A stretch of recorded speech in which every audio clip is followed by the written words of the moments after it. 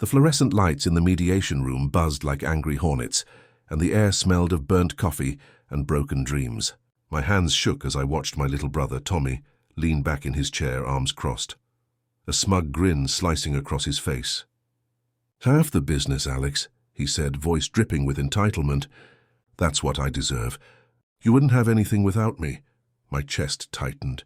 10 years of sleepless nights, of pouring every dime and drop of sweat into building Horizon Tech, from a garage startup into a $1 million software firm, and now this. The mediator, a grey-haired woman with kind but tired eyes, slid a document across the table. Tommy's lawyer nodded, confident. I reached into my briefcase, pulled out a single folded sheet and laid it down like a royal flush. Tommy's grin faltered. The room went dead silent, because that one document wasn't a contract. It was a letter.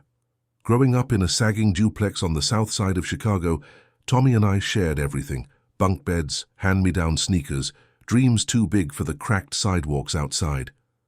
Mom worked double shifts at the hospital. Dad was long gone before I could spell his name. I was the big brother, the one who patched Tommy's scraped knees and taught him to throw a spiral with a taped-up football. He was the charmer, the kid with the megawatt smile who could talk teachers into extra recess. When I was 16, I got a part-time job fixing computers at a strip mall shop. Tommy, 12 and all elbows, trailed me like a shadow. "Teach me, Alex," he'd beg. So I did. Nights under a gooseneck lamp, I showed him code, circuits, the magic of making machines obey. He soaked it up like a sponge. By the time I graduated high school, we were dreaming out loud. A company, our names on the door, a way out of the duplex for Mom. College was a pipe dream until a scholarship landed. I left Tommy with a promise. "Save every penny from your paper route. When I get back, we build this thing together." He nodded, eyes shining. I believed him. The first crack came sophomore year. I called home. Mom answered in tears. Tommy had dropped out of school, said it was boring. He was running with a crowd that smelled like weed and trouble. I drove home every weekend, pleading, yelling, begging. "I was smarter than this, Tommy. We had a plan." He'd shrug, eyes glassy. "Plans change, big bro." I graduated with honors, landed a gig at a tech firm in Silicon Valley. Every paycheck I sent half home. Mom's mortgage. Tommy's court fees after a joyriding bust. A rehab stint he walked out of after 3 days. I told myself it was temporary. Family first. Then came the idea, Horizon Tech, an app that connected rural clinics with city specialists in real time. I sketched it on napkins, coded prototypes in a studio apartment that smelled like ramen and ambition. I needed a co-founder. I called Tommy. "Come out here. 1 year sober, and we'll do this 50-50 like we always said." He showed up 6 months later, duffel bag slung over his shoulder, 90 days clean. I rented him a room, gave him a laptop, a title, Chief Marketing Officer. He dazzled investors with that old smile, landed us our first big client. For a while it worked. We were brothers again, high-fiving over pizza at 2 a.m., while servers hummed in the cloud, but the cracks widened. Tommy missed deadlines, showed up late smelling like last night's regrets. I covered for him, rewrote his pitches, debugged his mistakes. "I'm trying, Alex," he'd say, eyes red. I believed him every time. 3 years in, Horizon Tech was booming. Forbes called us the future of telemedicine. Investors threw money at us. I bought Mom a little house with a porch swing. Tommy bought a Mustang and a condo he never slept in.